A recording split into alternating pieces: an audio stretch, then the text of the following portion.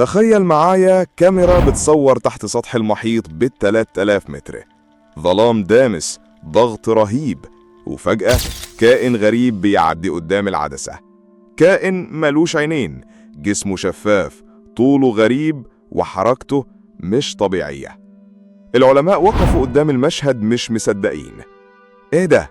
كائن من أعماق المجهول ولا كائن فضائي غرق ووصل للبحر؟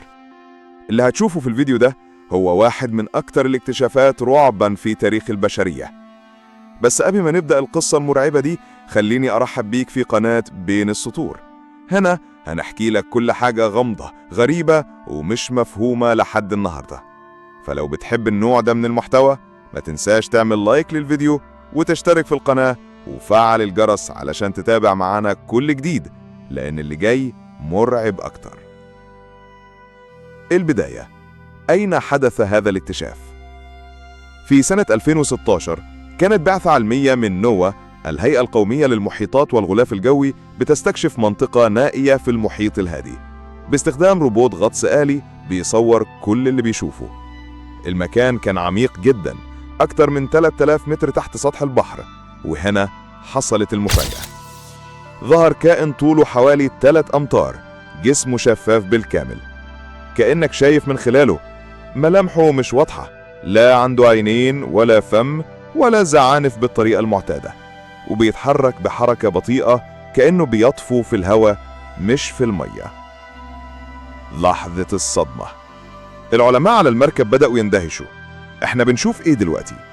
الروبوت قرب اكتر، بس الكائن اتحرك بسرعة كأنه عنده احساس ان في حد بيراقبه. في اللحظة دي العلماء بدأوا يراجعوا كل قواعد بيانات عندهم، بس الصدمة كانت ان مفيش اي كائن معروف عند البشرية يشبه الكائن ده بالشكل ده تماما. هل هو كائن جديد بالفعل؟ العلماء اطلقوا عليه اسم مبدئي، ديب سي فانتوم، شبح اعماق البحر، وبدأوا يحللوا الفيديو فريم فريم. هل هو نوع متحور من قناديل البحر، ولا نوع نادر من الاخطبوط، ولا مجرد كيس بلاستيك كبير بيتحرك في التيارات؟ كل النظريات اتعرضت، لكن مفيش إجابة نهائية. الغموض بيزيد. بعد فترة قصيرة اكتشفوا إن في فيديو تاني من غواصة مختلفة سنة 2013 ظهر فيه كائن شبيه جدا في مكان بعيد عنه آلاف الكيلومترات.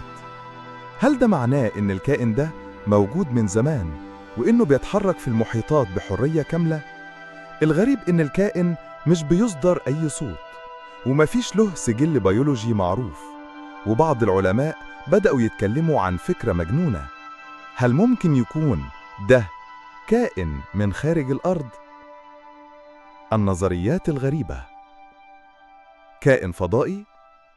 بعض العلماء الميالين لنظرية الحياة خارج الأرض قالوا إن شكله وحركته مش منطقيين من وجهة نظر تطور الأرضي، وإنه ممكن يكون اتسرب للمحيط من مركبة سقطت أو شيء تاني تماماً. كائن متحول من نوع معروف؟ في نظرية بتقول إن ده تطور غريب لأحد أنواع السايفونوفور، مخلوق بحري طويل وشفاف بيعيش في أعماق سحيقة. بس المشكلة إن حتى السايفونوفور مش بيعمل الحركات اللي شافوها في الفيديو. حيوان منقرض رجع للظهور؟ في كائنات من ملايين السنين كانت بتعيش في المحيطات واختفت. هل ممكن يكون ده واحد منها؟ المشاهد المثيرة للفيديو. الفيديو الأصلي انتشر بسرعة كبيرة جدا، ملايين شافوه على يوتيوب وناس كتير بدأت تحلل. واحد قال أنا شفت ده قبل كده في البحر عندي في اليابان. واحد تاني قال دي مش حركة طبيعية، ده روبوت بيجربوه. في حد تالت كتب لو شفته قدامي وأنا بغوص ممكن أموت من الرعب. ليه الكائن ده مهم؟ الفيديو ده مش مجرد لقطة غريبة، هو دليل حي إن في حاجات تحت المحيط لسه ما نعرفهاش. رغم التقدم التكنولوجي، إحنا لحد دلوقتي مش مكتشفين أكتر من 80% من أعماق المحيطات، وكل ما ننزل أعمق نكتشف إن العالم تحت البحر مرعب أكتر وغامض أكتر من أي خيال. النهاية المفتوحة. لحد دلوقتي مفيش تفسير نهائي للكائن ده. ولا حتى اسم رسمي اتسجل له في علوم الحياة. كل اللي عندنا هو فيديو وكتير من علامات الاستفهام.